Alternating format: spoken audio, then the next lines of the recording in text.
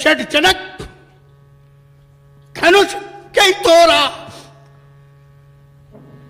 बोल नहीं रहे हो, उत्तर देने में असमर्थ हो, पानी अवरुद्ध है,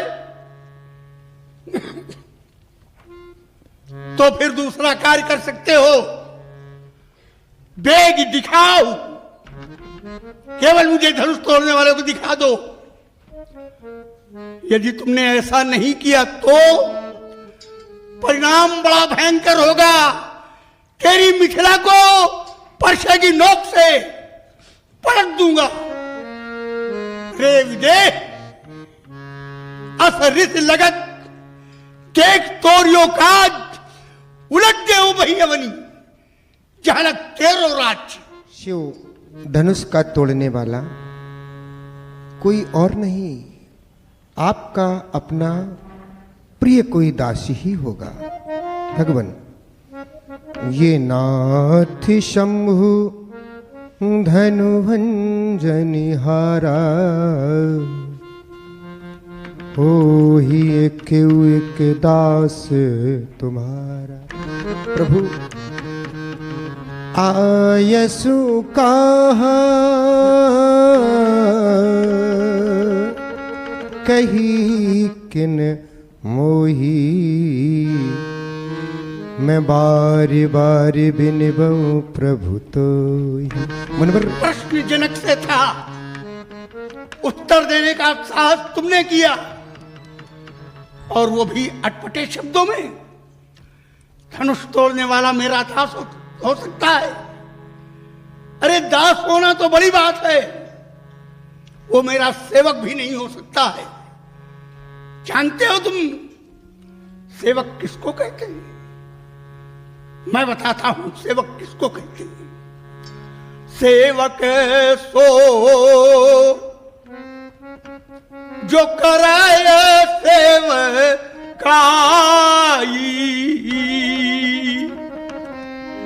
लेकिन अरि करनी कारी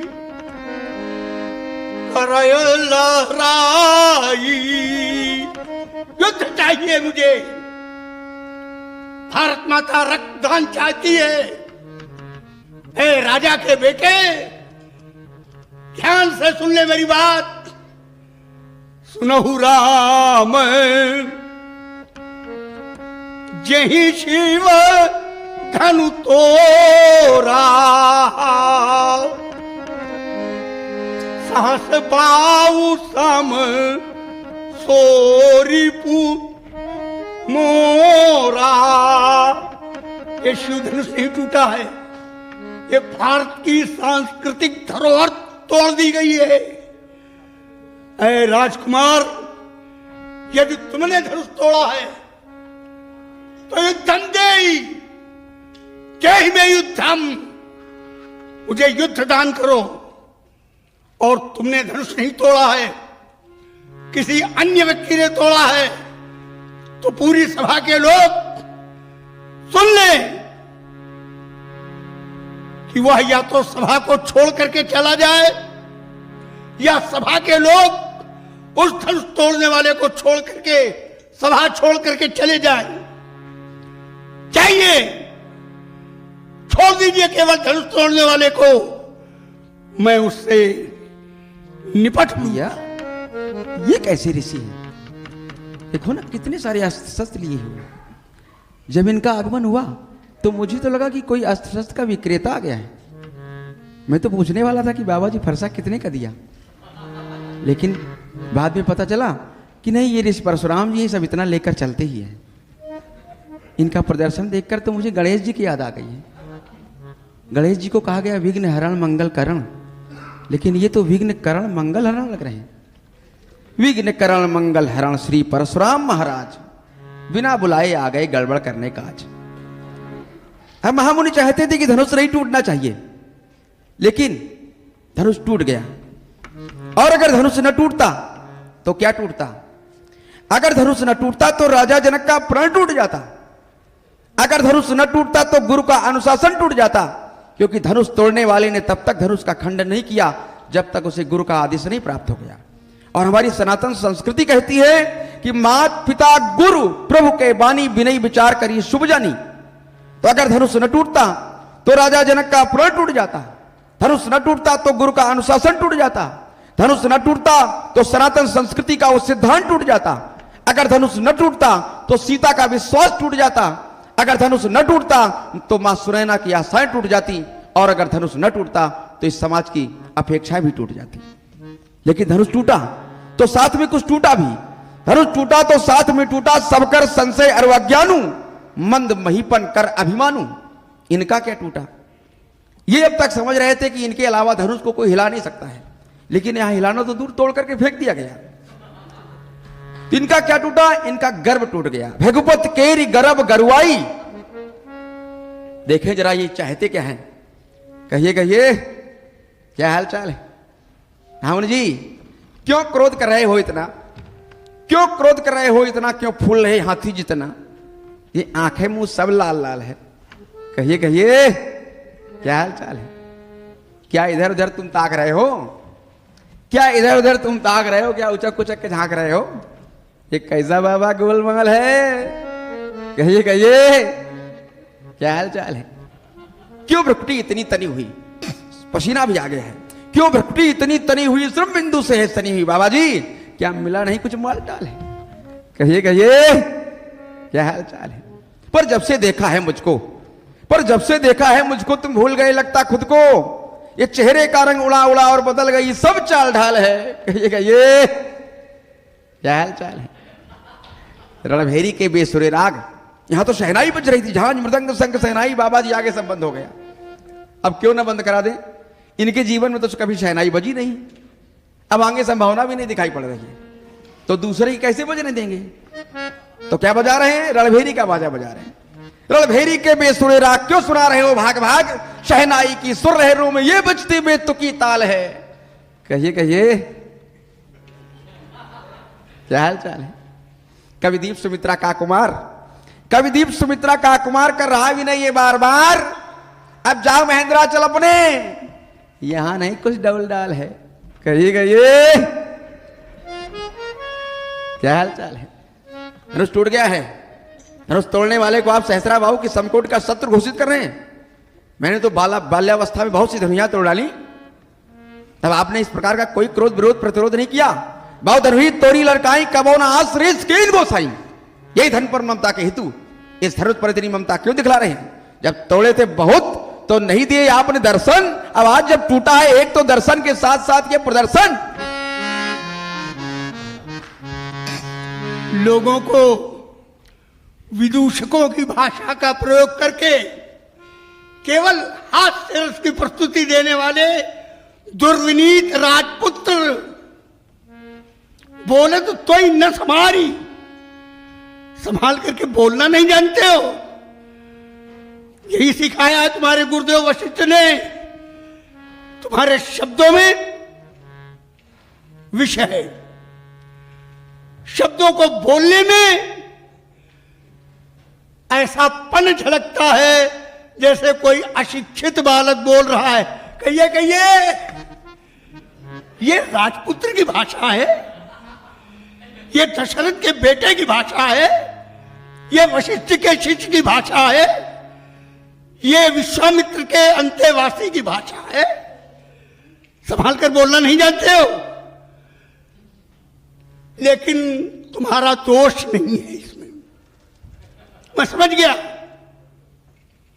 जब कोई व्यक्ति मरणासन्न होता है तो जो मन में आता है वैसा बोलता है, उस मनमानी शैली में भी बोलता है। रे नृप बालक, तू तो कालवश है, इसीलिए बोलत तो ही ना संहारी।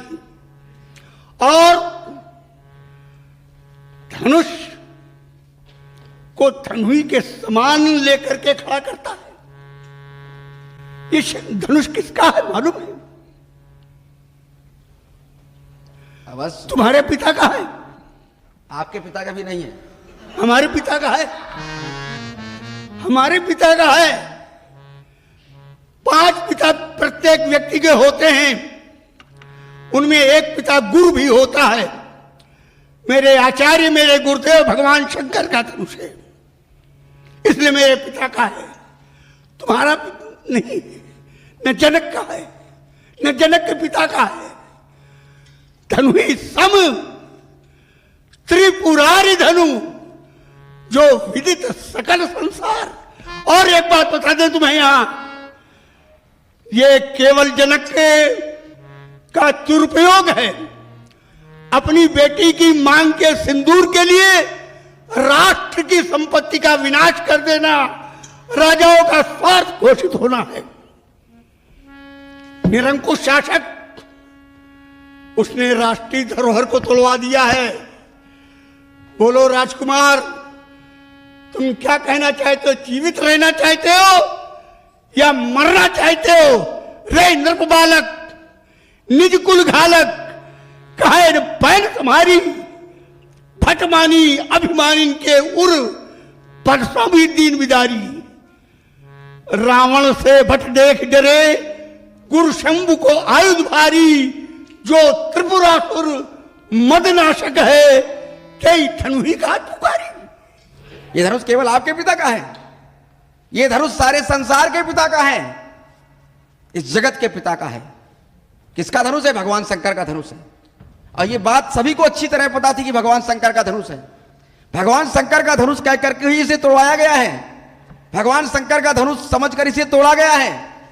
और अगर भगवान शंकर का धनुष है तो विरोध भगवान शंकर को करना चाहिए, आपको करने का कोई औचित्य नहीं है। और भगवान शंकर किसी एक के नहीं है, भगवान शंकर किसके हैं? सारे संसार के हैं। कि जगदात मां महेशो पुरारी, और जगत जनक सबके हितकारी, वो सबके हैं। और आपने कहा राष्ट्र की धरोहर को तोड़वा दिया गया। संभवतः आपको ज्ञात नहीं है कि इस धनुष को अगर केवल सीता की मांग के सिंदूर के लिए तोड़वाया गया होता तो देवताओं की कोई आवश्यकता नहीं थी। यहां पर ये ऋषि समुदाय क्या कर रहा है? ये मुनि समुदाय क्या कर रहा है? पूरा विश्व अराजकता और आतंक की चपेट में है। उस अराजकता और आतंक को समाप्त करने के लिए एक नेतृत्वकर्ता की आवश्यकता है। और इस धनुष के माध्यम से केवल सीता का विवाह नहीं हुआ है, इस धनुष के माध्यम से उस नेतृत्वकर्ता की भी खोज की गई है। इसीलिए तो देवता यहां इकट्ठा है, इसीलिए तो ऋषि मुनि यहां इकट्ठा हैं। और आज आप जैसे मनीषी अगर इस कार्य का विरोध करेंगे तो विश्व से कभी आतंकवाद अराजकता समाप्त नहीं होने वाली है। बोलिए। क्या बोले? सोच रहे थे हमसे बड़ी भूल हो गई कि हमने तुम्हें आशीर्वाद दे दिया। सांप, बड़ी चर्चा चल रही है सांप की, और यहां पर सांपों की चर्चा तो हुई ही हुई है।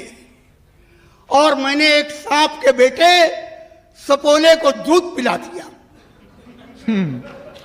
आशीर्वाद दे दिया, ये भूल हो गई। और सांप दूध पीने के बाद भी चाहे वो नीचे जाए चाहे वो ऊपर जाए, उसका उद्देश्य होता है प्राणी को डसना। लेकिन बाल ब्रह्मचारी का कुछ बाल बांका नहीं होगा। ऐसे बोले तेरा फन कुचल दूंगा। जानते हो कौन खड़ा है तुम्हारे सामने? कौन खड़ा है? कौन खड़ा है? कौन खड़ा है? नहीं बताओ, तुम्हारे सामने कौन खड़ा है? महामुनि परशुराम जी खड़े हैं। ना कौन खड़ा है? तुम्हारी मौत खड़ी। पहले तो आप ये निश्चित कर दीजिए कि आप खड़ी हैं कि खड़े हैं, क्योंकि आपने कहा कौन खड़ा है, हमने कहा परशुराम जी खड़े हैं, तो आप कह रहे नहीं तुम्हारी मौत खड़ी है। तो आपको मैं खड़ी में मानूं कि खड़े में मानूं? जब मौत शब्द का प्रयोग किया जाएगा तो खड़ी है, तो आप खड़ी बने रहो। या खड़ी, और जब काल शब्द का प्रयोग किया जाएगा तो खड़ा है। देखो, स्त्री और पुरुष का भेद मेरी दृष्टि में उस स्तर पर जहां पर मैं पहुंच चुका हूं नहीं है।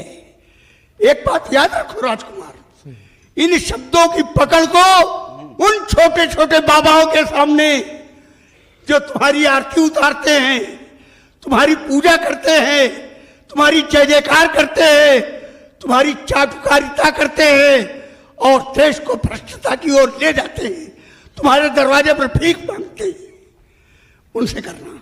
भीख मांगते हैं? भीख मांगते हैं? हाँ। लगता है आप हमारे गुरु विश्वामित्र जी की बात कर रहे हैं। ओह, समझ गए तुम। हम बहुत अच्छी तरह समझ गए। समझते हो बहुत लेकिन आप अच्छी तरह। नहीं समझते हैं। लेकिन एक बात याद रखो। नमस्कार, आप देख रहे थे कला मंडली गांधी हिंदुस्तानी साहित्य सभा नई दिल्ली द्वारा श्री राम सेंटर मंडी हाउस नई दिल्ली में आयोजित वचन वाचन उत्सव 2015 में 28 सितंबर 2015 को दीपांजलि समाजोत्थान समिति कानपुर द्वारा प्रस्तुत लक्ष्मण परशुराम संवाद की कुछ झलकियाँ। पूरा संवाद आप इस वीडियो में आगे देख सकते हैं, जिसमें परशुराम का अभिनय ख्याति प्राप्त परशुराम अभिनेता डॉक्टर राजेंद्र प्रसाद त्रिपाठी ने किया है। डॉक्टर राजेंद्र प्रसाद त्रिपाठी कानपुर शैली की रामलीला के बहुचर्चित परशुराम अभिनेता थे। वो न केवल रामचरितमानस बल्कि वेद, वेदांग, वेदांत, पुराण तथा गीता आदि के भी अध्येता थे। हिंदी तथा संस्कृत की व्याकरण पर भी आपकी बहुत अच्छी पकड़ थी। अवधी लोकनाट्य पर पीएचडी करने वाले डॉक्टर राजेंद्र प्रसाद त्रिपाठी अभिनय के चारों अंगों यथा आंगिक, वाचिक, आहार्य तथा सात्विक को मंच पर पूरी तरह जीते थे। यही कारण था कि वो एक बार जहाँ जाते वहाँ अपनी विशिष्ट छाप छोड़कर आते थे और बार बार बुलाए जाते थे। यह सब उन्होंने अपने गुरु ख्याति प्राप्त परशुराम अभिनेता यश शेष आचार्य पंडित गौरीलाल त्रिपाठी से सीखा था। डॉक्टर साहब की प्रकृति प्रदत्त बड़ी बड़ी आंखें, भ्रकुटी कुटिल नयन रिसराते, सहजऊ चितवत मनऊ रिसाते को मंच पर सहजी चरितार्थ कर देती थी। मूल रूप से ग्राम पड़री लालपुर के निवासी डॉक्टर राजेंद्र प्रसाद त्रिपाठी ने 11 फरवरी 1968 को सर्वप्रथम परशुराम का अभिनय किया था।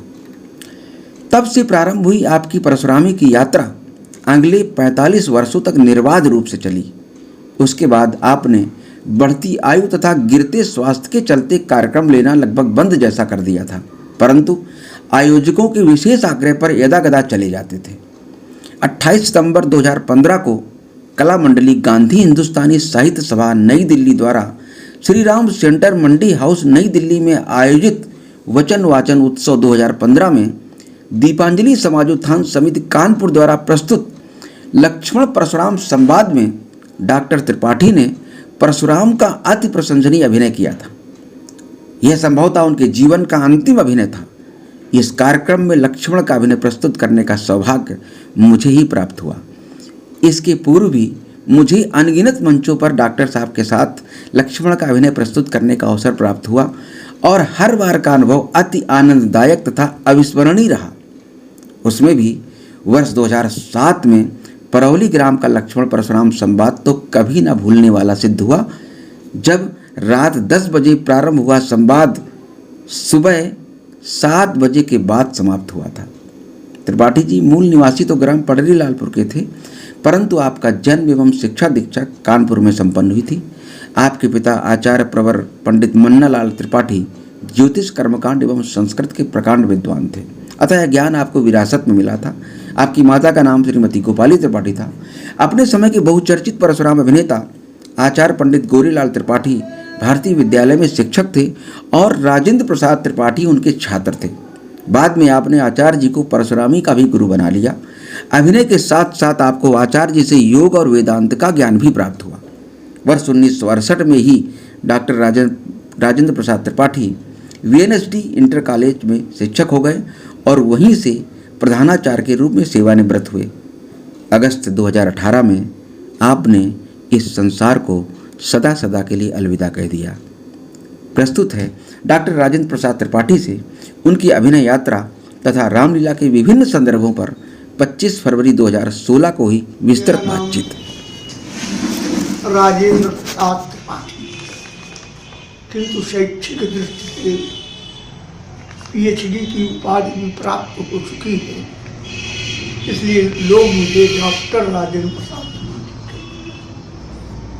मैं स्वर्गीय आचार्य प्रवर पंडित मन्नालाल जी का पुत्र। मेरी माँ का नाम श्रीमती गोपाली त्रिपाठी रहा है। मैं विद्वत वरेण्य उद्भट विद्वान मनीषी तपस्वी योगाचार्य पंडित गोरेलाल जी त्रिपाठी का अंतेवासी हूँ। कक्षा में भी मैं उनका विद्यार्थी रहा, परशुरामी भी मैंने उन्हीं से सीखी और योग की, वेदांत की भी शिक्षा मैंने उनसे प्राप्त की। मूल रूप से निवास कहाँ है? मूल रूप से निवासी मैं पढ़री लालपुर का हूँ, पतारा के पास एक गांव है, लेकिन मैं कभी वहाँ रहा नहीं। मेरा जन्म कानपुर में ही हुआ है और यही पला, यही पढ़ा और यही सेवा कार्य भी किया। रामलीला में कैसे प्रवेश हुआ आपका? पंडित गोरेलाल जी त्रिपाठी का अभिनय देख करके मैं प्रभावित हुआ। इसके मूल में मेरे पूज्य पिताजी जब मैं बहुत छोटा था, 9-10 वर्ष तक की आयु में, वो मुझे रामलीला दिखाने ले जाया करते थे और मुझसे कहते थे बता सुनाओ क्या देखा क्या सुना। तो वहीं से प्रेरणा हो गई कि मैं परशुराम बनूं।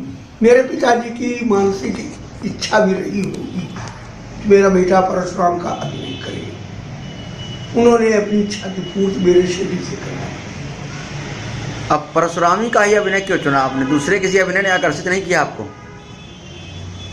हाँ, लक्ष्मण का भी अभिनय मुझे आकर्षित कर रहा था। अच्छा। लेकिन लंबाई मेरी कुछ ज़्यादा थी, इसलिए लक्ष्मण के अभिनय के उपयुक्त मैं अपने को समझ नहीं रहा। बाद में मन आया कि रावण का अभिनय करूं। रावण के अभिनय में मैं पंडित कन्हैयालाल जी त्रिपाठी और राम बहादुर जी पांडे के अभिनय से प्रभावित था। लेकिन अचानक मेरे मस्तिष्क में मोड़ आया और मैं परशुरामी की ओर झुक गया। पहला मंच कहाँ पे किया आपने? सबसे पहला मंच मैंने बिल्हौर तहसील में इनैतापुर एक गांव है जो मकनपुर के पास है, वहाँ मैंने किया था। अच्छा। किस सन में लगभग? 69 की फरवरी में, 68 की फरवरी में, 1968 से 1968 तो 11 फरवरी थी। 2018 में 50 वर्ष नहीं 60 वर्ष पूरे हो जाएंगे। हाँ, हो जाएंगे 60 वर्ष। हाँ, 60 वर्ष पूरे हो जाएंगे अभिनय की। लेकिन अब तो मैं अभिनय से मुक्त हो चुका हूँ। अच्छा। अभी आखिरी बार अभिनय कहाँ किया अभी तक? आखिरी बार अभिनय मैंने दिल्ली में 2015 में किया था। दिल्ली में कहाँ पर? श्री राम कला केंद्र। कला केंद्र। तो इन जो ये लगभग इतना कार्यकाल आपका व्यतीत हुआ, इसमें रामलीला में क्या परिवर्तन दिखाई पड़ा? बड़े परिवर्तन देखने को मिले। पहले तो प्रारंभ में सबसे बड़ा परिवर्तन ये आया कि माइक नहीं लगा करते थे। अच्छा। अब माइक लगने लगे। दूसरा परिवर्तन ये आया कि पहले मंचन देने वाले अभिनेता व्यास और रामायणियों के अंकुश में रहा करते थे, अब सब निरंकुश हो गए। दूसरी ओर एक जो महत्वपूर्ण परिवर्तन आया कि नर्तकों का प्रभाव बढ़ गया। अच्छा। तीसरा मंचन ये आया कि जो राम लक्ष्मण की अवस्था के बनाए जाते थे, 16-17 वर्ष के बच्चे रामलीला से दूर कर दिए जाते थे, छोटे ही छोटे बच्चे बनाए जाते थे। अब 50-55 वर्ष के भी अधेड़ लक्ष्मण बनने लगी। ये परंपरा इटावा की ओर से आई। इटावा में ऐसे लक्ष्मण बनाए जाने लगे जो परशुराम जी को मुख कर दे उनको मंचीय दृष्टि से अपमानित कर दे और अपने वाक चातुर्य से वे उनको पराजय की सीमा तक पहुंचा दिए, ऐसे बनाए जाने लगे। उनको देख करके इधर कानपुर में भी ये परंपरा आ गई। अभी तक हमीरपुर और बांदा में छोटे ही छोटे बच्चे बनाए जाते हैं, लेकिन इन दोनों को देख करके संवाद अच्छा हो जाए ये सोच करके बड़े लड़के नहीं अधेड़ भी बनाए जा रहे हैं। तो इस तरह से संवाद एक शास्त्रार्थ का रूप देने का प्रयास किया गया है इसको। शास्त्रार्थ तो है ही नहीं। अच्छा, शास्त्र के अर्थ को प्रस्तुत कर देना या शास्त्रीय मान्यताओं को, विचारों को प्रस्तुत कर देना बड़ा कठिन होता है। अपनी सोच, अपनी चौक और अपनी बकबक, यही उनका शास्त्रार्थ होता है। तो इसका मतलब जो आधुनिक संवाद, इस समय का जो वर्तमान संवाद शैली है लक्ष्मण परशुराम की, तो ये इटावा की देन है कि कानपुर की देन है?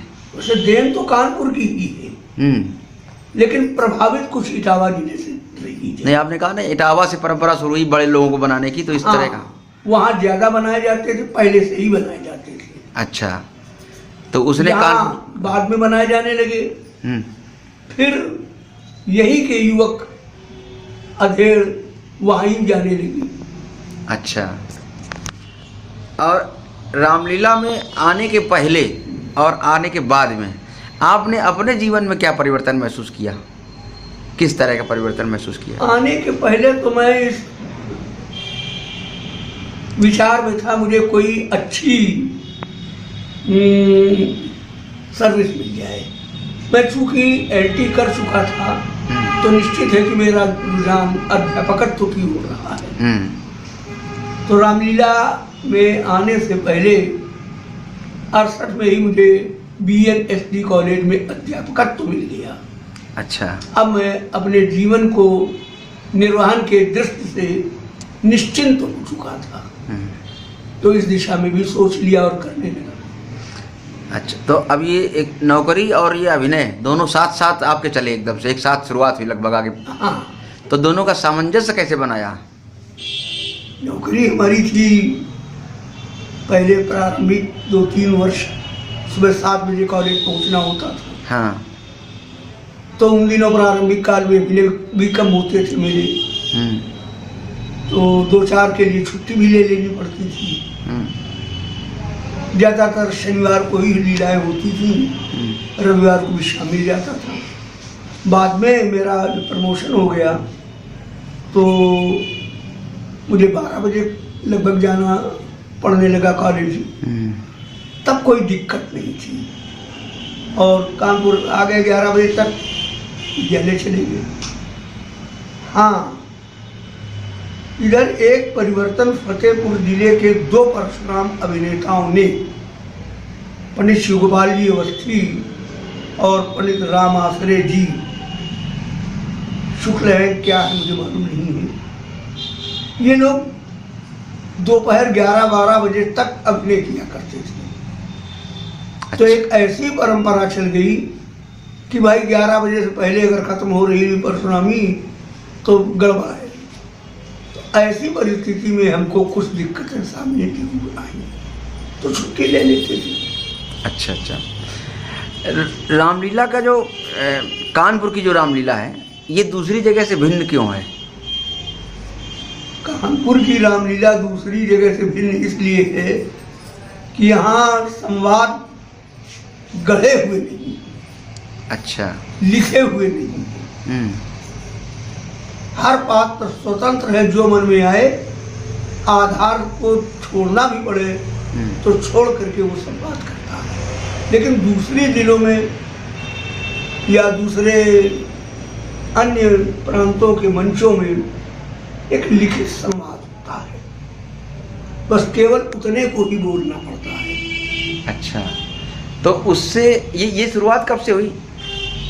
काहे की? ये इस तरह के गढ़े हुए, स्वयं के गढ़े हुए संवाद की, क्या जब से रामलीला यहाँ कानपुर में चल रही तब से कि नहीं, बीच में शुरू हुआ ये? नहीं, इस संवाद को शुरू करने का श्रेय राम बहादुर और राम बाबू की मंडलियों को है। ये लोग स्वतंत्र विचार के थे और उनके पात्र भी स्वतंत्र थे, अंकुश विहीन थे। तो जो मन में आए वो कहने लगे। कुछ परशुराम अभिनेता भी ऐसे हो गए जो मन में आया वो कह दिया। उसका रामलीला की उन पंक्तियों से कोई प्रयोजन नहीं रहा। इसका प्रारंभ पंडित श्री कृष्ण जी त्रिपाठी ने किया।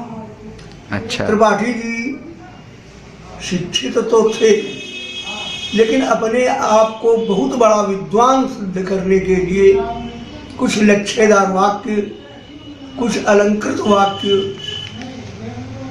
जो वेदांत से जुड़े हुए होते थे, भले ही वो शुद्ध हो या न हो, उनको बोल करके लक्ष्मणों को अपमानित करते थे। अब लक्ष्मणों ने भी उनको बदला देने के लिए कुछ ऐसे ही शुरू कर दिया।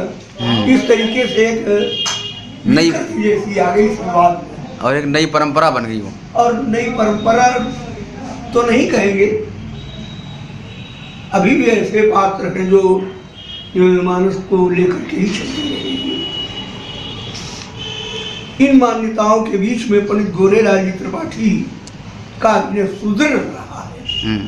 उन्होंने रामचरितमानस की पंक्ति से हट करके कोई भी तर्क नहीं दिया, कोई भी कवित्व नहीं कहा और कोई भी अभिनय नहीं। संतुलित संयमित वाक शैली से वे अपने दर्शकों को। आप अपनी इस गुरु परंपरा को कितने दिन तक कामयाब रख पाए? हमने अपनी गुरु परंपरा का निर्वहन लगभग 90% किया है। अच्छा। 10% ही ऐसा रहा है जब मुझे आवश्यकता ये समझ में आई कि अब ये सर पर चल रहा है अगला पात्र, तो उत्तर देने के लिए उद्दंडता विहीन, अखड़ता विहीन ऐसे मैंने तर्क दिए जिससे उनको उत्तर मिल जाए। लगभग कितने मंच किए होंगे आपने अपने अब तक? प्रारंभिक मंच तो वर्ष में 4, 5, 10, 15, 20, 25, फिर 100 और फिर 150 वर्ष में होती थी। तो अनुमानतः 40, 42 साल, 45 साल अभिनय हुआ है हमारा। 5000 से कम नहीं, 5000 के आसपास। तो इस दौरान जो ये रामलीला का जो परिवर्तन आया, ये इस परिवर्तन के हिसाब से भविष्य कैसा है रामलीला का? रामलीला का भविष्य बड़ा गंदा है, क्योंकि रामलीला में पहले पुरुष नर्तक बनते थे।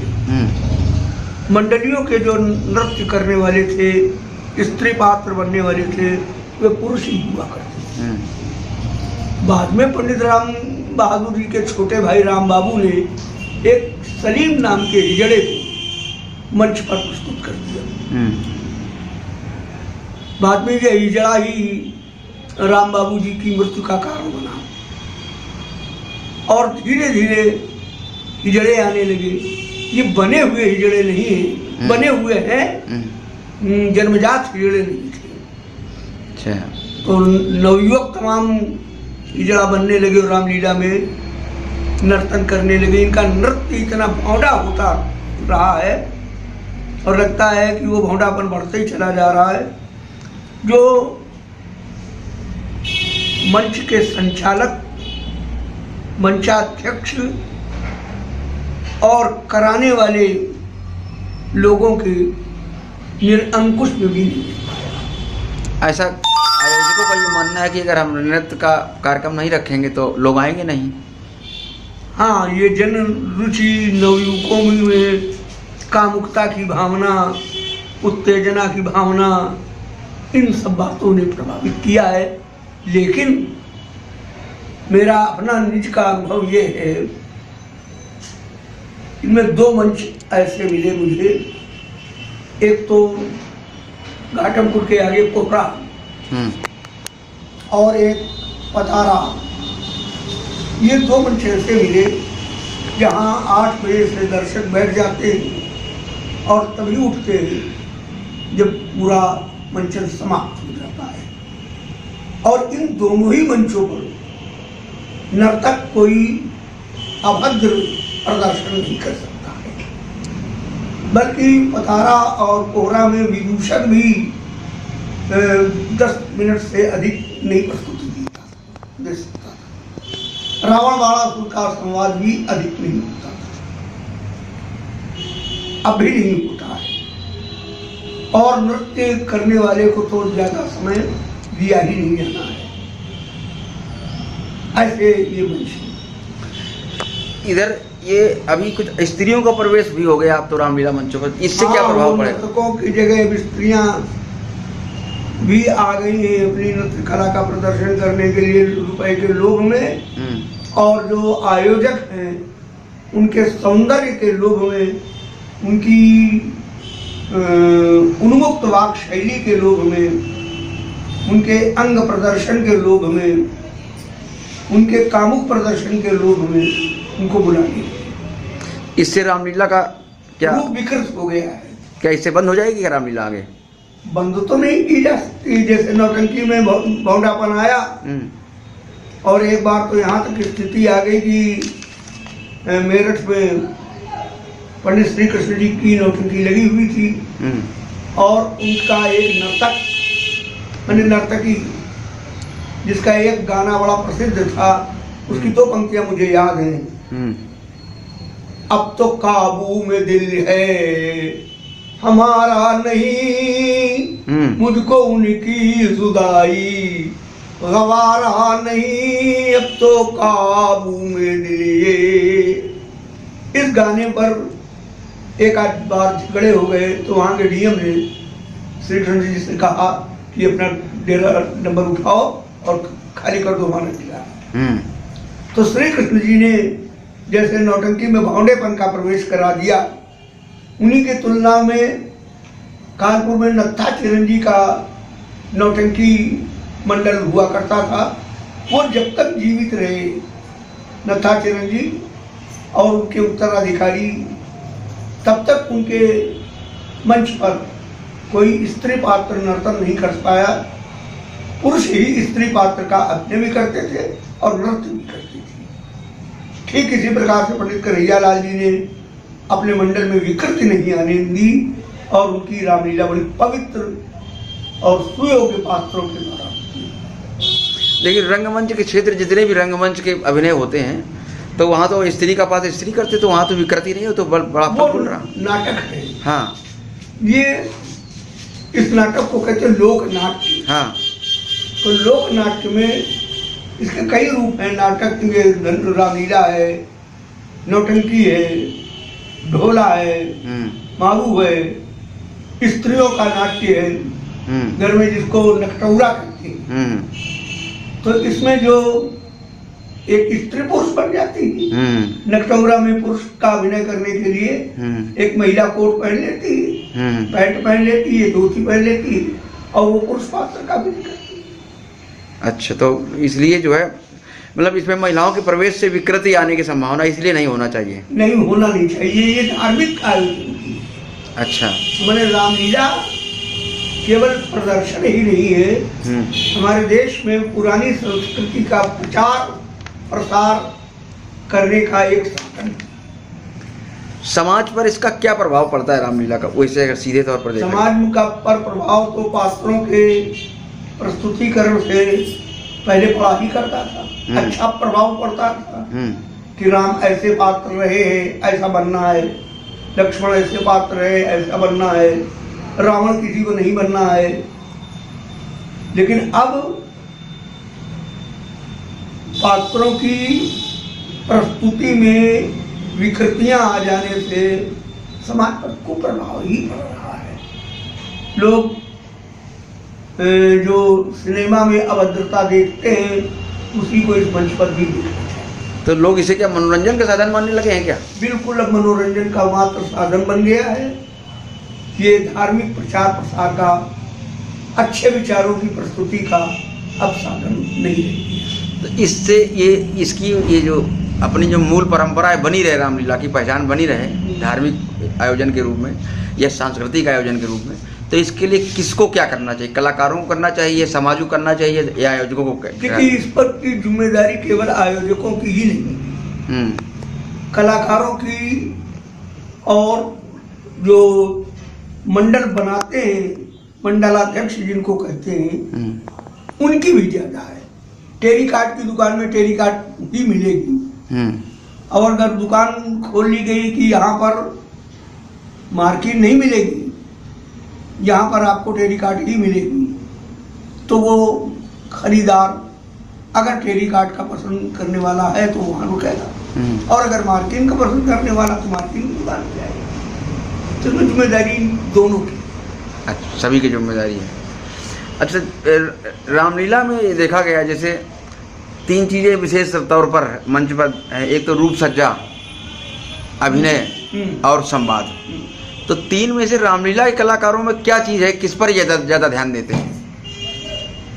ये रूप सज्जा पर तो देते ही, ये तो दे नहीं पाएगा उन्हें। हाँ, अभिनय पर ध्यान नहीं देते। अभिनय पर ध्यान नहीं देते हैं कि हमें कैसे अभिनय करना चाहिए, अच्छा, कैसे खड़ा होना चाहिए। जैसे परशुराम को धोती पहनना चाहिए, लेकिन पंडित शिवदत्त लाल जी ने अपनी जंघाओं का, भुजाओं का सौंदर्य प्रस्तुत करने के लिए उन्होंने केवल पहलवानी चड्डी और बनियान पहनकर देना पसंद किया। जबकि उनसे पूर्व के अभिनेता पंडित चंद्रवली त्रिपाठी, पंडित व्यास नारायण जी वाजपेयी, यहाँ के कठेरुआ के पंडित संकटा प्रसाद जी त्रिपाठी, उनके बेटे वासुदेव जी त्रिपाठी, लेवा मऊ के रामलाल जी शुक्ल, ये जो अभिनेता थे ये धोती ही पहनकर करते थे। बाद में वासुदेव जी ने चड्डी पहनना प्रारंभ कर दिया, क्योंकि लोक की मांग हो गई कि नहीं भाई चड्डी में आप ज्यादा अच्छे लगेंगे। कुछ परंपरा बन गई चड्डी वाला। कुछ परशुरामों का स्वरूप ऐसा देखने को केवल लंगोट और ऊपर से भी कोई कपड़ा नहीं, केवल वही माला वाला डाल के, ऐसे भी कुछ। मैंने बताया ना कि बनियान पहनने लगी, बिना बनियान के भी। बिना बनियान के नहीं आए कभी। बिना बनियान के उस समय चलते थे जब केवल धोती पहनते। अच्छा, अब चड्डी और बनियान का वो परिधान हो गया है। इस समय जो रामलीला में जो दिखाई पड़ा है परिवर्तन संवाद के बीच में, तो इससे क्या लग रहा है कि ये संवाद विवाद का रूप कई जगह ले लेता है? विवाद का ही नहीं, फसाद मारपीट का भी रूप ले लेता है। कभी कहीं कहीं मंचों पर लक्ष्मण मारे जाते हैं, कहीं कहीं परशुराम जी के भी 2-4 हाथ पड़ जाते हैं। इससे क्या है, क्या फर्क पड़ रहा है? झगड़ा बढ़ता है, पात्रों के बीच में दुश्मनी बढ़ती है, जनता में एक कुप्रभाव जाता है कि ऐसे परशुराम जी लक्ष्मण थे। पहले तो ये लोग ऐसे पात्रों को बुलाते हैं कि जो एक दूसरे को नीचा दिखा सके, और जब वहाँ नीचा दिखाने की बात आती है तो खिसियाते हैं, झगड़ा करते हैं, मारपीट करते हैं और चले जाते हैं अपमानित होकर। एक परशुराम अभिनेता के रूप में आपने काम किया, तो परशुराम का जो अभिनय करने वाले नए लोग हैं उनको किस बात का ध्यान रखना चाहिए अभिनय करते समय? अभिनय का ध्यान रखने के लिए अपनी वाणी का संयम, आंगिक प्रदर्शन में किस अंग का किस प्रकार संचालन होना चाहिए, कैसे मंच पर चलना चाहिए, कैसे उनकी जनता की ओर दृष्टि होनी चाहिए, मुस्कुराना नहीं चाहिए, और ऐसी छिछली बात नहीं कहनी चाहिए जो परशुराम की गहन गंभीरता का अपमान कर सके। लक्ष्मण को क्या करना चाहिए? लक्ष्मण को भी परशुराम व्यक्ति को नहीं चेतना। लक्ष्मण का उसमें मानस के अनुसार केवल इतना ही काम है कि परशुराम के वीर स्वरूप का तिरस्कार करना, वीर स्वरूप को हे दृष्टि से देखना, परशुराम के विप्रत्व पर कोई चोट ना आने पाए, परशुराम के मुनित्व पर कोई चोट ना आने पाए, परशुराम पर कोई ऐसी चोट न आने पाए जो वर्ण व्यवस्था पर चोट पहुंचा।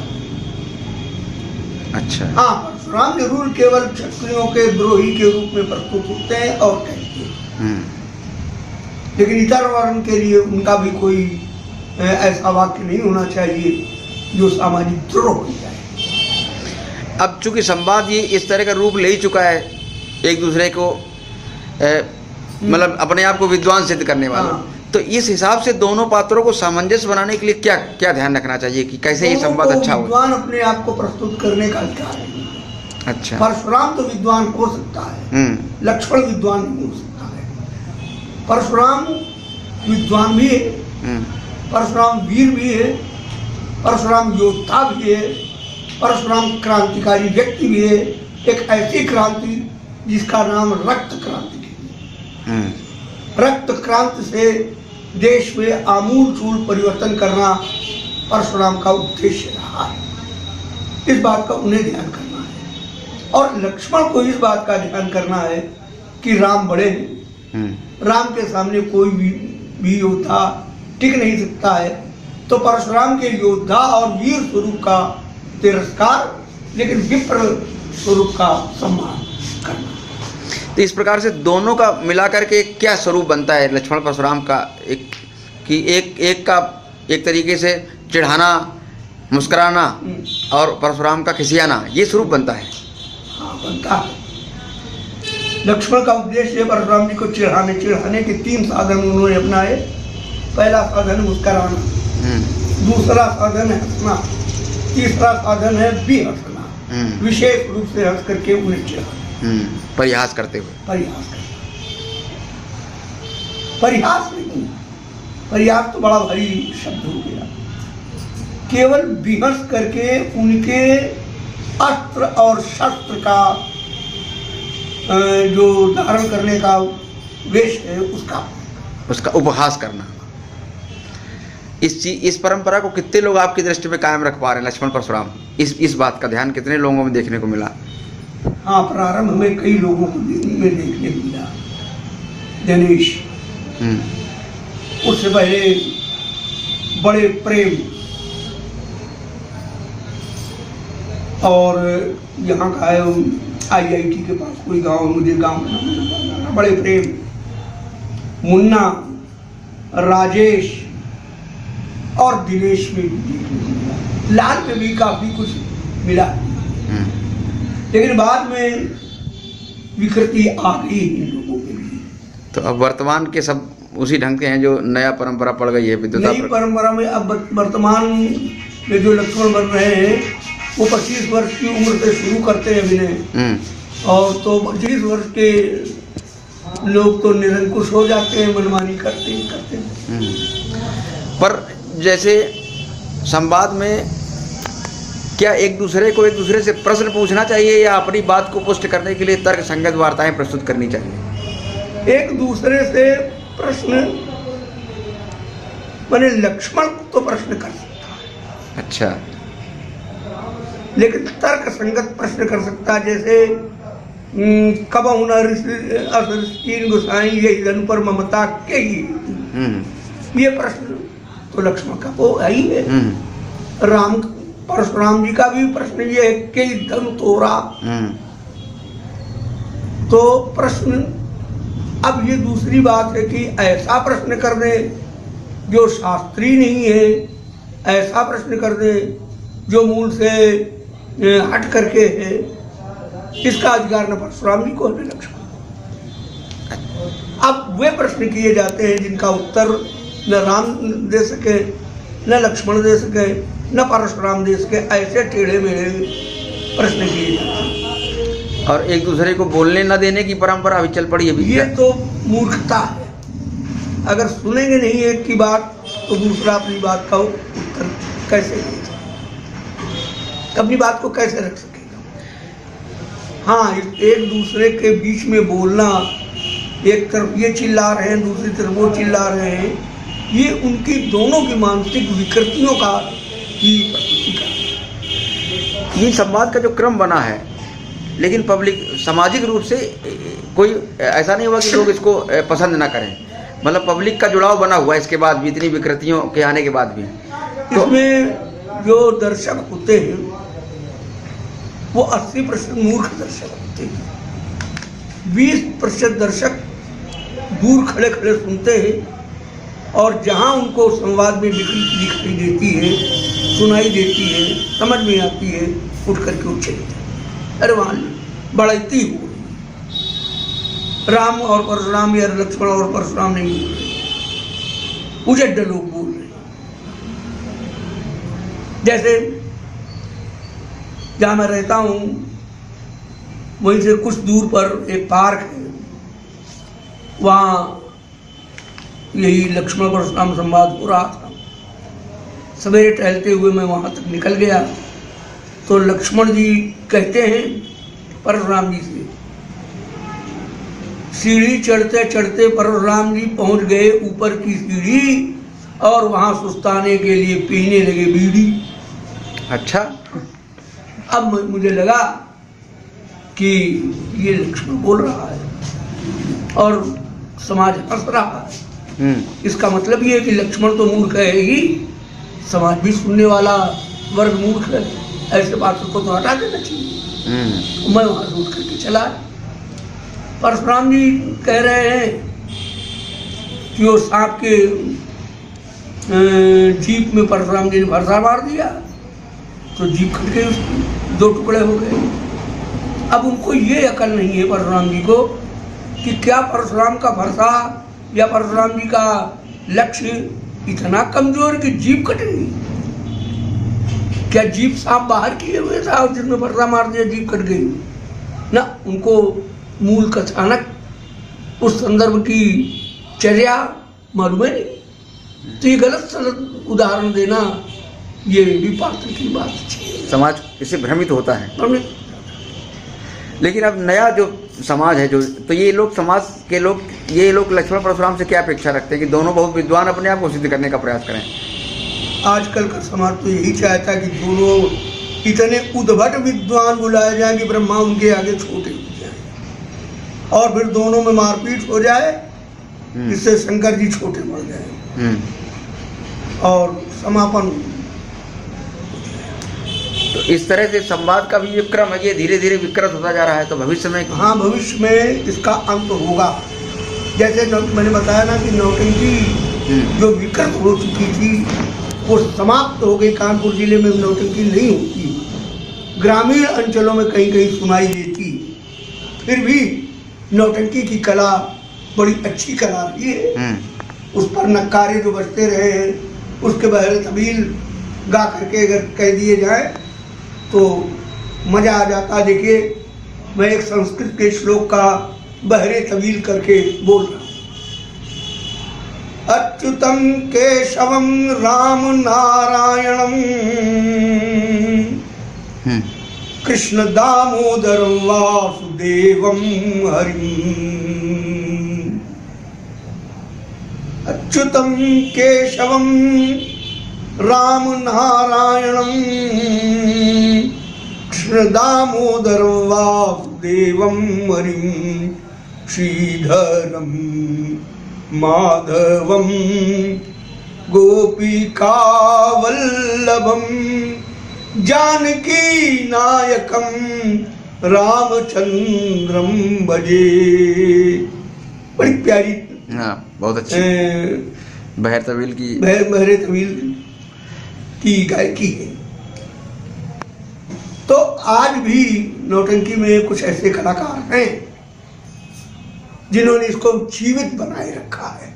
तो किसी भी चीज का अंत नहीं होता है, प्रभाव कम ज्यादा होता रहता है, प्रभाव कम ज्यादा होता है और घटती बढ़ती रहती परिस्थितियां होती हैं। इसी तरह रामलीला में भी अभी ऐसे कलाकार हैं जिनसे कह दिया जाए कि नहीं आज केवल लीला होगी तो बहुत अच्छी बात। अभी हैं इस तरह के लोग। कानपुर की रामलीला कब से शुरू हुई, इसका ऐतिहासिक परिप्रेक्ष्य? कानपुर में रामलीला का जहाँ तक मुझे बाबा लालदास जी, कानपुर में महंत लालदास जी, ये एक स्थान है बाबू ये अनवरगंज आने के पीछे तो वहाँ एक बाग है जिसको राम बाग कहा करते थे। ये बनियों का, उमर बनियों का, जहानाबादी थोक के बनियों का बाग है। वहाँ लालदास जी ठहरा करते थे। उनके साथ एक टीम होती थी बच्चों की और बाबा पुरुषों की। वहाँ रामलीला शुरू की। कब की बात है लगभग ये लगभग 100 वर्ष पहले की बात है। 100 वर्ष पहले की बात। वैसे 200 वर्ष 250 वर्ष पहले पतारा में दो सरवनियों के उसमें देख रेख में लीला शुरू हुई थी। तो वो परंपरा आज भी वैसी ही की वैसी चली आ रही थी। तो उम्मीद ये की जाती कानपुर जिले में 200-250 वर्ष पूर्व की रामलीला है। हाँ, बाहर मंचन देना ये बाबाओं की मंडली का काम, जिसका हमको जहाँ तक ध्यान है 120-25-30 का है। बाहर जाने का, आने का, कानपुर जिले में फैलाव देने का सबसे ज्यादा महत्व कन्हैया लाल जी की मंडली ने किया। रामलीला का फैलाव किया। ये व्यापारिक परिप्रेक्ष्य में था कि धार्मिक? व्यापार और धार्मिक दोनों परिप्रेक्ष्य। हाँ, कन्हैया लाल जी से पहले पंडित रूपराम जी ने इसको व्यापारिक अधिक और धार्मिक कम लेकर के चले। इन्हीं की मंडली में पंडित कन्हैया लाल जी त्रिपाठी, राम बहादुर जी पांडे काम करते थे। बाद में कन्हैया लाल जी ने अपना रघुवंश रामलीला मंडल स्थापित किया। उनके साथ शाह जी जैसे कलाकार जुड़े। फिर पंडित राम बहादुर जी भी जुड़ गए। राम बहादुर जी वहाँ से अलग हुए। राम बाबू अपने छोटे भाई को लेकर के, शाह जी भी राम बहादुर जी से जुड़ गए। और एक नर्तक का अभिनय किया करता था, जाति का भाट था, शर्मा लिखता था, मुझे इस समय नाम नहीं याद आ रहा उसका। देवी दयाल शर्मा उनका नाम था, याद आ गया। तो ये 4-6 लोग, फिर कुछ और बैजनाथ जी मिश्र उनके साथ आ गए। एक अच्छी मंडली चलने लगी। रूपराम जी की? राम बहादुर। अच्छा, राम बहादुर जी। फिर राम बहादुर से अलग हो गए ये उनके छोटे भाई राम बाबू। इन्होंने ही रामलीला में विकृतियां पैदा करवा दी। सारे पाप पर स्वतंत्र, अच्छा, मनमानी करने लगी। वैसे पंडित कन्हैया लाल जी के यहाँ परशुराम का अभिनय करते थे। दीक्षित जी भी नाम याद आ जाएगा मुझे। बहुत अच्छा उनका स्वरूप था, बलवान शरीर था, आकर्षक व्यक्तित्व था। अध्यापक थे प्राइमरी विद्यालय में, गुरु हेडमास्टर पद से रिटायर हुए थे। कन्हैया लाल जी के मंडली के परशुराम हुए ही थे। लेकिन अगर जनता दूसरों को बुलाती थी, शिवदत्त जी, गुरुलाल जी, ये लोग भी चले जाते हैं। तो संत लाल दास जी की मंडली सबसे पुरानी रामलीला शुरू की हुई है, या रूपराम जी और पहले के हैं? लेकिन रूपराम जी बात के हैं। वो मतलब संत जी अपने धार्मिक प्रचार प्रसार के लिए उनका धार्मिक प्रचार, इन्होंने फिर व्यापारिक उसको बनाया। तो ये कहाँ से सीख के आए थे? रूपराम जी वगैरह ये लोग कहाँ सीखे थे? ये तो हमें जानकारी नहीं कहा। अच्छा, लेकिन कलाकार जो जन्मजात था वो जन्मजात कलाकार थे। राम ये रूपराम जी कवि भी थे। अच्छा, रचनाएं भी करते थे। कन्हैया लाल जी भी कवि थे और वो चंद्र उपनाम से कविताएं किया करते थे। उनके 2 छंद जो गीतात्मक हैं, आज भी बिना उनके लीला नहीं होती है। समय सीमा पूर्व निर्धारित नहीं हो पाती है। इनके संवाद को गति देने का कार्य व्यास यानी सूत्रधार करता है। संवाद का प्रमुख आधार रामचरितमानस होती है, परंतु अन्य पुराणों व ग्रंथों की भी सहायता ले ली जाती है। संवाद के अंत में परशुराम जी श्री राम के ईश्वर रूप को जान जाते हैं और अपना शारंग नामक धनुष उन्हें देकर जंगल की ओर प्रस्थान कर जाते हैं। लक्ष्मण परशुराम संवाद में जो कलाकार भाग ले रहे हैं वे हैं राम जी पंडित रमाकांत त्रिपाठी, लक्ष्मण जी डॉक्टर दीप कुमार शुक्ल, परशुराम जी डॉक्टर राजेंद्र प्रसाद त्रिपाठी, जनक विश्वमित्र जी पंडित तेजनारायण शुक्ल तथा व्यास जी पंडित देवेंद्र मिश्र। प्रस्तुति सहायक है मोहित बरुआ, निर्देशक पंडित दीप कुमार शुक्ल और प्रस्तुति है दीपांजलि समाजोत्थान समिति कानपुर। तो लीजिए कुछ ही क्षणों में प्रस्तुत है लक्ष्मण परशुराम संवाद।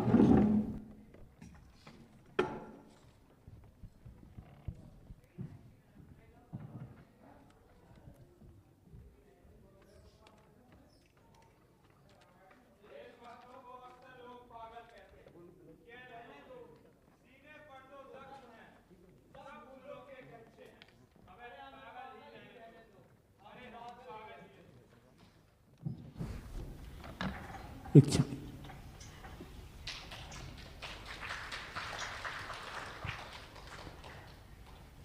मिथिला के राजा शीरध्वज जनक के यहाँ भगवान शंकर का पिनाक नामक धनुष रखा था, जिसे उठा पाना बड़े से बड़े योद्धा के लिए बड़ा कठिन था।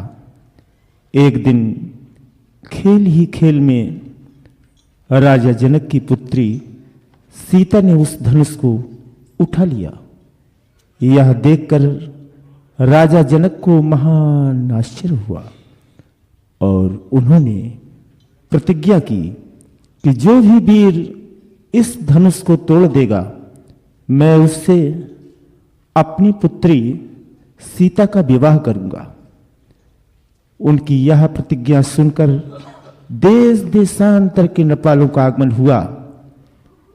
सारे नेपालों ने बड़ा प्रयास किया, लेकिन उस भगवान शंकर के धनुष को तिल मात्र भी हिला नहीं सके। उसी स्वयंवर में महामुनि श्री विश्वामित्र जी के साथ अयोध्या के चक्रवर्ती नरेश, दशरथ के पुत्र श्री राम व लक्ष्मण जी जो आए थे, गुरु श्री विश्वामित्र की आज्ञा पाकर श्री राम ने क्षण मात्र में उस भगवान शंकर के विशाल धनुष को 2 टुकड़ों में परिवर्तित कर दिया। धनुष टूटने की घनघोर धुन पूरे आकाश मंडल में व्याप्त हो गई। इस घनघोर धुन को सुनकर महेंद्राचल पर्वत पर समाधिस्थ भृगवंशी ऋषि जमदग्नि के पुत्र श्री परशुराम जी की समाधि टूट गई और वह क्रोध युक्त होकर मिथिला में आ गए और उन्हें देखकर सारे नेपाल भयभीत हो गए। सभी लोग अपना अपने पिता का नाम लेकर प्रणाम करने लगे और सारे राजाओं ने तो प्रणाम किया ही, राजर्षि जनक जी ने भी प्रणाम किया। महामुनि श्री विश्वामित्र जी के साथ आए वो युगल कुमार श्री राम और लक्ष्मण, उन्होंने भी प्रणाम किया। लेकिन उसी समय भीड़ को देख करके और श्री परशुराम जी ने राजर्षि जनक जी से पूछा,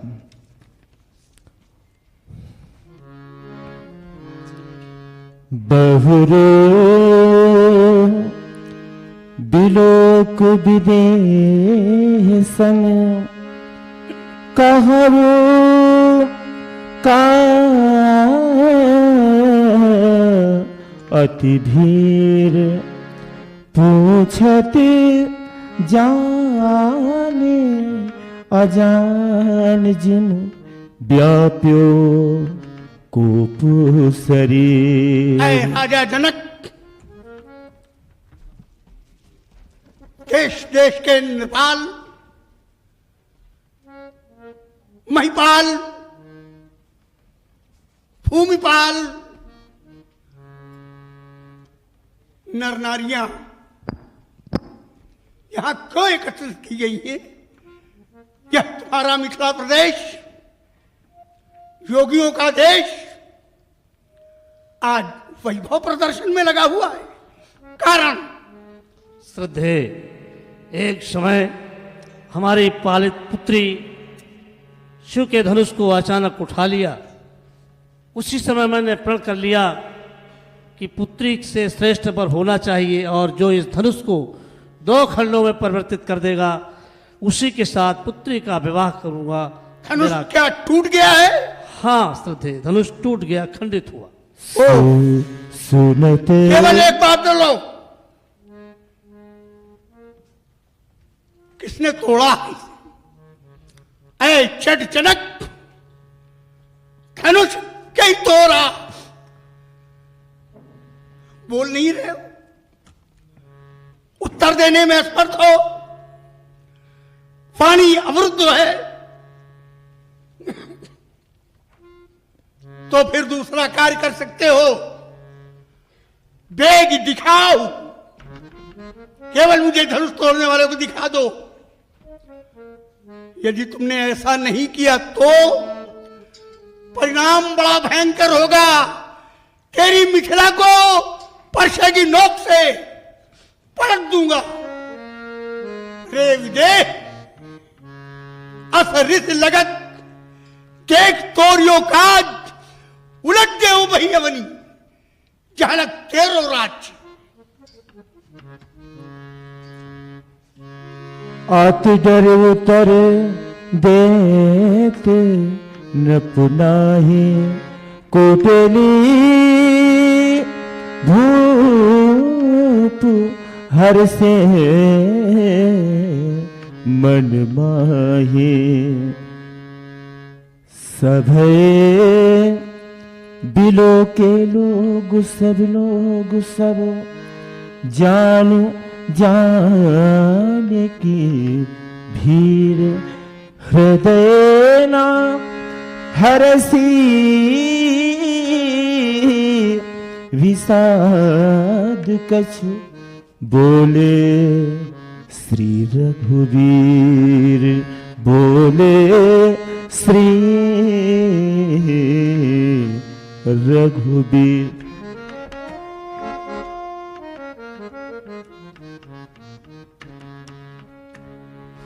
भगवान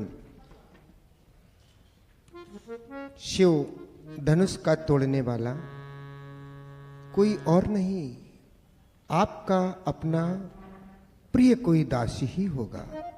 भगवान, ये नाथ शंभु धनु भंजनिहारा, हो ही एक दास तुम्हारा। प्रभु आयसु कहा कही किन मोही, मैं बारी बारी बिनिबऊं प्रभु तो। मुनवर, प्रश्न जनक से था, उत्तर देने का साहस तुमने किया, और वो भी अटपटे शब्दों में। धनुष तोड़ने वाला मेरा दास हो सकता है? अरे दास होना तो बड़ी बात है, वो मेरा सेवक भी नहीं हो सकता है। जानते हो तुम सेवक किसको कहते हैं? मैं बताता हूं सेवक किसको कहते हैं। सेवक सो जो कराए सेवकाई,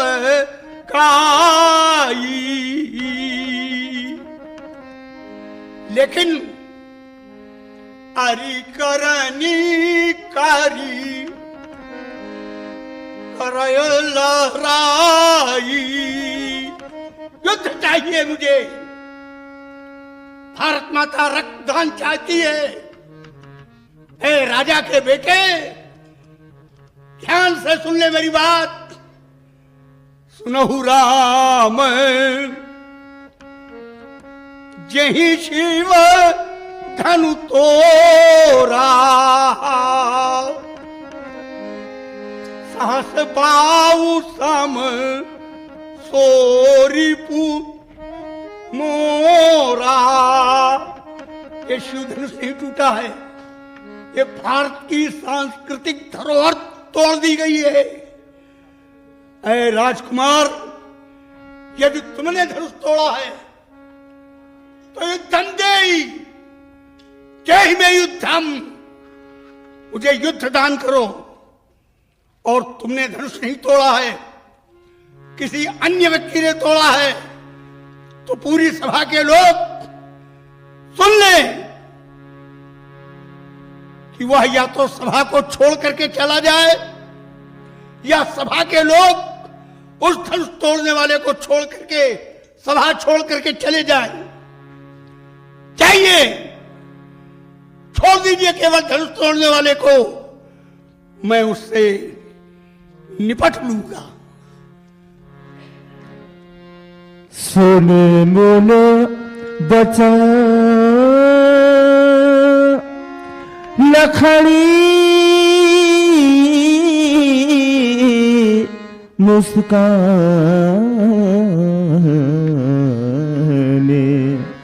बोले परसु धरही अपमाने। भैया ये कैसे ऋषि है?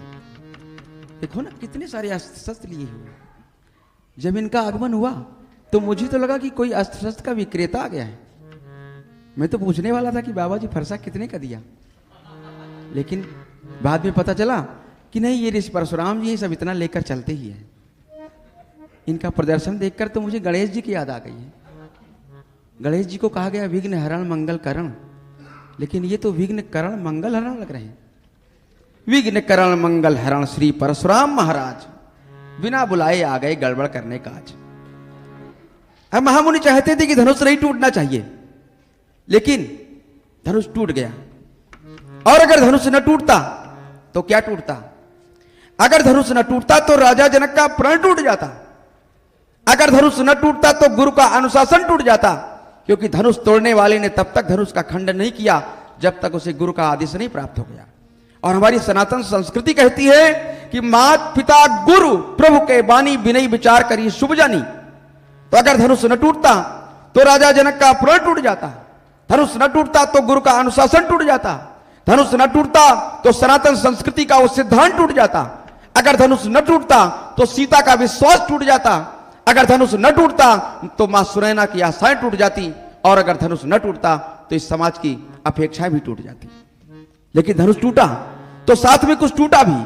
धनुष टूटा तो साथ में टूटा सब कर संशय और अज्ञानू, मंद महीपन कर अभिमानू। इनका क्या टूटा? ये अब तक समझ रहे थे कि इनके अलावा धनुष को कोई हिला नहीं सकता है, लेकिन यहां हिलाना तो दूर, तोड़ करके फेंक दिया गया। इनका क्या टूटा? इनका गर्व टूट गया। भगुपत केरी गर्भ गरुआई। देखें जरा ये चाहते क्या हैं?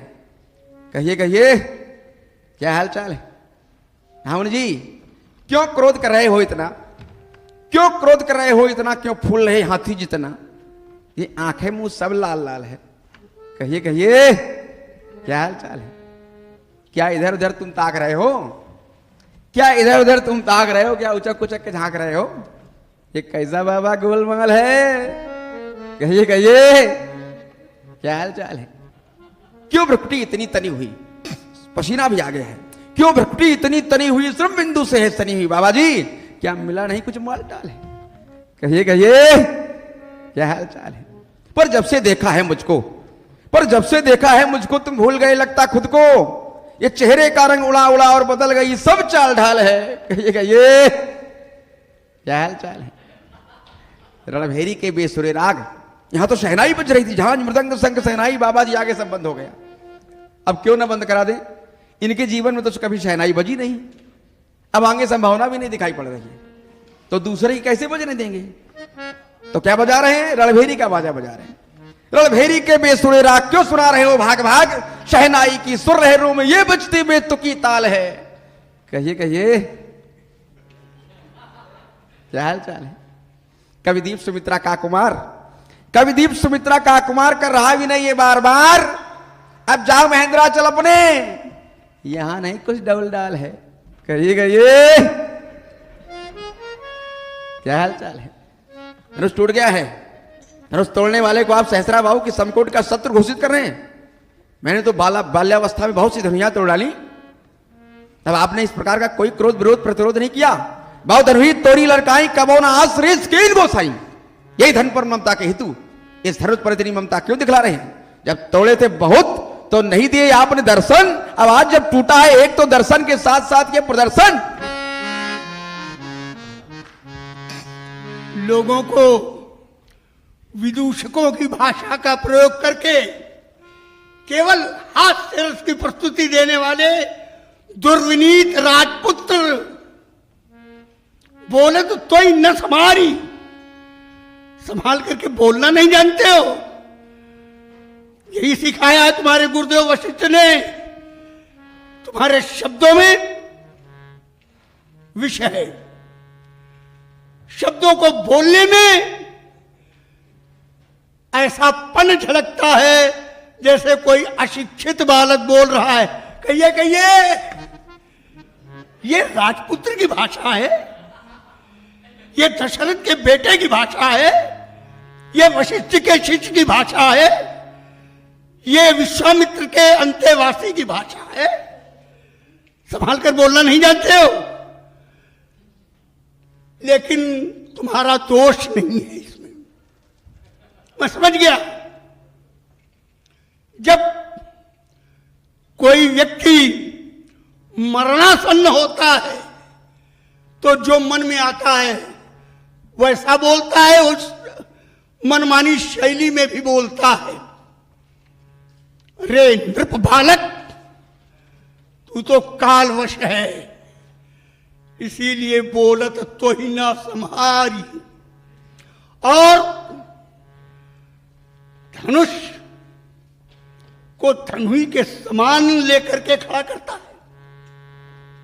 ये धनुष किसका है मालूम है? बस तुम्हारे पिता का है, आपके पिता का भी नहीं है। हमारे पिता का है, हमारे पिता का है।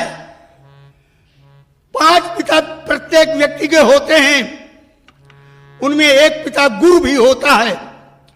मेरे आचार्य मेरे गुरुदेव भगवान शंकर का धनुष है, इसलिए मेरे पिता का है, तुम्हारा नहीं। न जनक का है, न जनक के पिता का है। धनुहि सम त्रिपुरारी धनु, जो विदित सकल संसार। और एक बात बता दें तुम्हें, यहां ये केवल जनक का दुरुपयोग है। अपनी बेटी की मांग के सिंदूर के लिए राष्ट्र की संपत्ति का विनाश कर देना राजाओं का स्वार्थ घोषित होना है। निरंकुश शासक, उसने राष्ट्रीय धरोहर को तोड़वा दिया है। बोलो राजकुमार, तुम क्या कहना चाहते हो? जीवित रहना चाहते हो या मरना चाहते हो? रे नृप बालक, निज कुल घालक, कहे न पैन तुम्हारी, फटमानी अभिमानी के उर परसों भी दीन बिदारी। रावण से भट देख डरे, गुरु शंभु को आयुध भारी, जो त्रिपुरासुर मदनाशक है, कई धनुहि का पुकारी। सुरोदेव, देव महिदेव भूदेव बाबा जी, सुरोदेव सब धनुष समाना। संसार के जितने भी धनुष हैं, चाहे आपका हो चाहे हमारा हो, इन धनुषों से बाण ही चलाए जाते थे और दूसरा कोई काम नहीं लिया गया है। अगर आप कोई दूसरा काम लेते हो तो बता दीजिएगा। इसलिए सब धनुष समाना। और दूसरी बात मैं बता रहा हूं, सब धनुष समाना अर्थात सब धनुष समा गया। कहां समा गया? रघुवर सागर बाहुबल, धनुष तोड़ने वाले के बाहुबल रूपी सागर में ये धनुष रूपी जहाज डूब गया। अब जब सागर में जहाज डूब जाए तो इसमें सागर का क्या दोष है? दोष तो जहाज का है। आप कहते हैं कि धनुष हमारे पिता का नहीं है और अपने पिता का बता रहे हैं। ये धनुष केवल आपके पिता का है, ये धनुष सारे संसार के पिता का है, इस जगत के पिता का है। किसका धनुष है? भगवान शंकर का धनुष है। और ये बात सभी को अच्छी तरह पता थी कि भगवान शंकर का धनुष है। भगवान शंकर का धनुष कह करके ही इसे तोड़वाया गया है। भगवान शंकर का धनुष समझकर इसे तोड़ा गया है। और अगर भगवान शंकर का धनुष है तो विरोध भगवान शंकर को करना चाहिए, आपको करने का कोई औचित्य नहीं है। और भगवान शंकर किसी एक के नहीं है। भगवान शंकर किसके हैं? सारे संसार के हैं। कि जगदात्मा महेशो पुरारी और जगत जनक सबके हितकारी, वो सबके हैं। और आपने कहा राष्ट्र की धरोहर को तोड़वा दिया गया। संभवतः आपको ज्ञात नहीं है कि इस धनुष को अगर केवल सीता की मांग के सिंदूर के लिए तोड़वाया गया होता तो देवताओं की कोई आवश्यकता नहीं थी। यहां पर ये ऋषि समुदाय क्या कर रहा है? ये मुनि समुदाय क्या कर रहा है? पूरा विश्व अराजकता और आतंक की चपेट में है। उस अराजकता और आतंक को समाप्त करने के लिए एक नेतृत्वकर्ता की आवश्यकता है। और इस धनुष के माध्यम से केवल सीता का विवाह नहीं हुआ है, इस धनुष के माध्यम से उस नेतृत्वकर्ता की भी खोज की गई है। इसीलिए तो देवता यहां इकट्ठा है, इसीलिए तो ऋषि मुनि यहां इकट्ठा हैं। और आज आप जैसे मनीषी अगर इस कार्य का विरोध करेंगे तो विश्व से कभी आतंकवाद अराजकता समाप्त नहीं होने वाली है। बोलिए। क्या बोले? सोच रहे थे हमसे बड़ी भूल हो गई कि हमने तुम्हें आशीर्वाद दे दिया। सांप, बड़ी चर्चा चल रही है सांप की, और यहां पर सांपों की चर्चा तो हुई ही हुई है। और मैंने एक सांप के बेटे सपोले को दूध पिला दिया, आशीर्वाद दे दिया। ये भूल हो गई। और सांप दूध पीने के बाद भी चाहे वो नीचे जाए चाहे वो ऊपर जाए, उसका उद्देश्य होता है प्राणी को डसना। लेकिन बाल ब्रह्मचारी का कुछ बाल बांका नहीं होगा। ऐसे बोले तेरा फन कुचल दूंगा। जानते हो कौन खड़ा है तुम्हारे सामने? कौन खड़ा है? कौन खड़ा है? कौन खड़ा है? नहीं बताओ, तुम्हारे सामने कौन खड़ा है? महामुनि परशुराम जी खड़े हैं। ना कौन खड़ा है? तुम्हारी मौत खड़ी। तो पहले तो ये क्या है? पहले तो आप ये नहीं, ये क्या है? हाँ परसु है, परसु है ना। इसका भी नाम क्षत्रियों की मौत है। और आपका? हमारा नाम राजकुमार का काल है। अच्छा, समझ लो एक बात, पहले तो इन्हें देखो, अच्छी तरह से देखो, पहचान लो, और मुझे देखने के बाद चिताई पर उसकी ओर आ, इसकी ओर देख, इसकी ओर देख, देख इसकी ओर। देख रहा हूं, आपको भी देख रहा हूं, इसको भी देख रहा हूं। अच्छा, पहले तो आप ये निश्चित कर दीजिए कि आप खड़ी हैं कि खड़े हैं। क्योंकि आपने कहा कौन खड़ा है, हमने कहा परशुराम जी खड़े हैं। तो आप कह रहे नहीं तुम्हारी मौत खड़ी है। तो आपको मैं खड़ी में मानूं कि खड़े में मानूं? जब मौत शब्द का प्रयोग किया जाएगा तो खड़ी है, तो आप खड़ी बने रहोगे। या खड़ी, और जब काल शब्द का प्रयोग किया जाएगा तो खड़ा है। देखो, स्त्री और पुरुष का भेद मेरी दृष्टि में उस स्तर पर जहां पर मैं पहुंच चुका हूं नहीं है।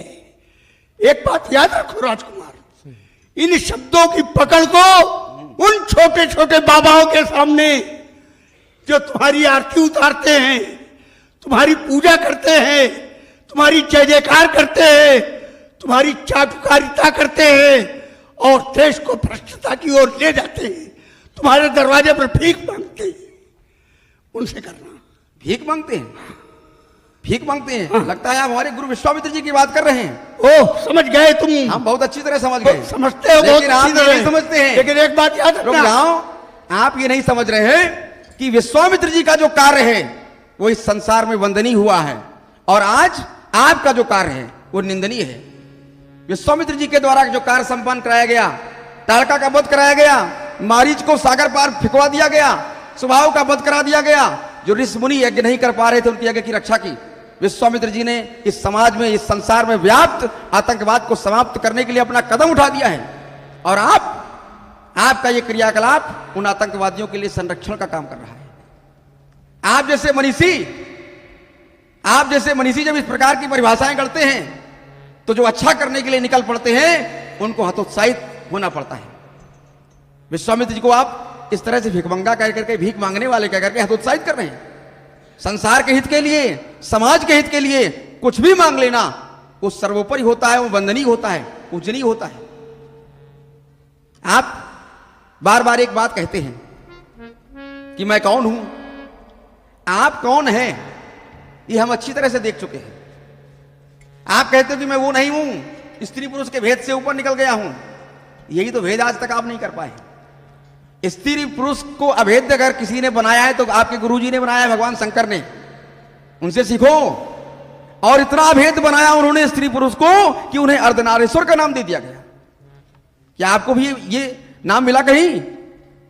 आप तो स्त्रियों से दूर भागते रहे, बाल ब्रह्मचारी कह करके जंगलों में भाग गए आप। जबकि संसार में अगर स्त्री और पुरुष की समानता हो, स्त्री और पुरुष को आत्मसात करने की व्यवस्था हो, तभी ये संसार संतुलित रूप से चलेगा। ये मैं नहीं कह रहा हूं, आपके गुरुदेव भगवान शंकर कह रहे हैं कि जिए बिन देहे हो, जिए बिन देहे नदी बिनो बारी, और तय सही नाथ पुरुष बिनो नारी। ये भेदता है। और आप अपने आप को दूर भगा कर कहते हो कि मैं ऊपर जा चुका हूं, मैं बहुत अलग हो गया हूं। इसका हमारे ऊपर कोई